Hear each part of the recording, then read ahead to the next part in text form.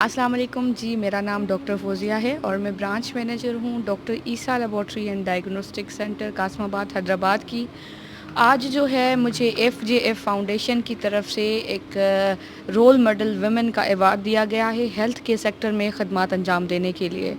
Doctor Isa laboratory and diagnostic centre अपनी मिसाल आप है वुमेन एम्पावरमेंट में। अगर देखा जाए तो हमारे हर डिपार्टमेंट में जो लेडीज़ हैं वो अपना मिसाल आप हैं और ये तमाम क्रेडिट जाता है डॉक्टर ईसा लेबॉरेटरी को जो वुमेन एम्पावरमेंट में बहुत अच्छा काम कर रही है। Thank you so much for empowering us.